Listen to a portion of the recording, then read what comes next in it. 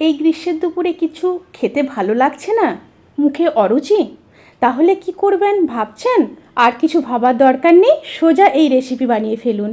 Good evening everyone, শতাব্দীর কিচেনে আপনাদের সবাইকে স্বাগত জানাই। আজকের রেসিপি সম্পূর্ণ ভিন্ন স্বাদের উচ্ছের চচ্চড়ি। আর এই পদ্ধতিতে বানালে যারা তেতো খেতে পছন্দ করেন না তারাও চেটেপুটে খাবে, এই গ্যারান্টি আমি দিতে পারি। তাহলে চলুন শুরু করা যাক আজকের এই সহজ এবং সুস্বাদু রেসিপি।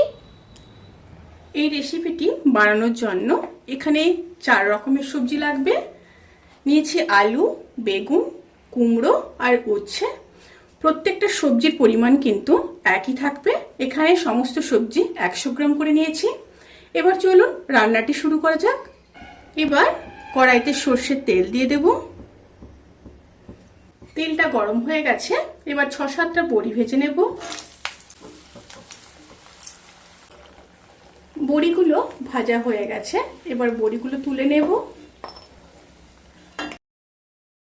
এবার আলুগুলো ভেজে নেব।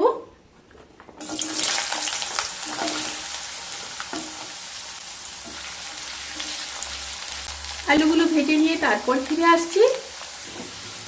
আলুগুলো ভাজা হয়ে গেছে, এবার তুলে নেব।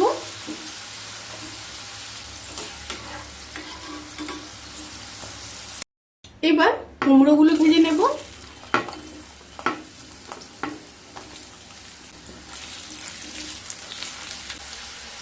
কুমড়োগুলো ভাজা হয়ে গেছে, এবার তুলে নেব।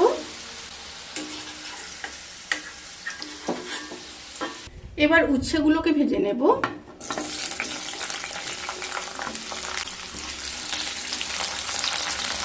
উচ্ছেগুলো ভাজা হয়ে গেছে, এবার উচ্ছেগুলোকে তুলে নেব। এবার ওই তেলের মধ্যে বেগুনগুলোকেও ভেজে নেব।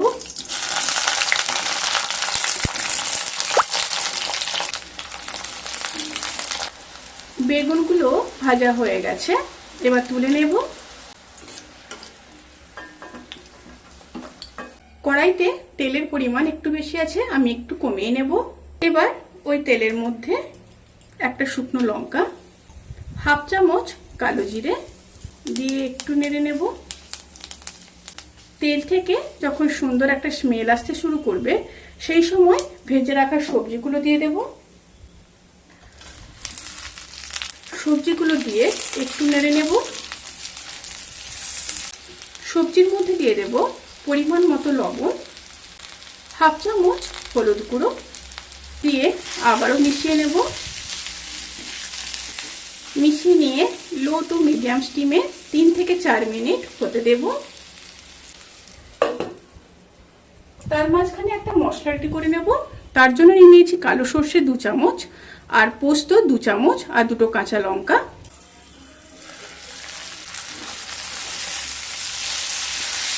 একটু নেড়ে নিলাম আবারও। এবার পেস্ট করে রাখা মশলাটা দিয়ে দিলাম। দিয়ে মশলার সাথে সবজিগুলোকে খুব ভালোভাবে মিশিয়ে নেব। মশলার সাথে সবজিগুলো ভালোভাবে মিশিয়ে নিয়ে আবারও 1 মিনিট রান্না করে নেব।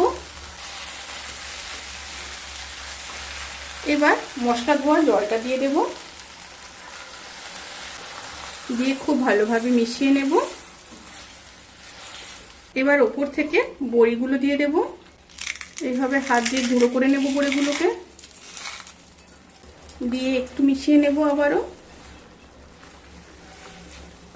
এখানে সবজিগুলো প্রায় 80% সেদ্ধ আছে। আর লো টু মিডিয়াম স্টিমে আবারও 1 মিনিট রান্না করে নেব পুরোপুরি সেদ্ধ হয়ে যাওয়ার জন্য। তারপর ফিরে আসছি। রান্নাটি যখন প্রায় হয়ে আসবে, খুবই সামান্য চিনি দিয়ে দেব। আর আপনারা যদি না চান তাহলে কিন্তু স্কিপ করতে পারেন। আর দিয়ে দেব ওপর থেকে কাঁচা সর্ষের তেল, খুবই সামান্য। আবারও খুব ভালোভাবে মিশিয়ে নেব।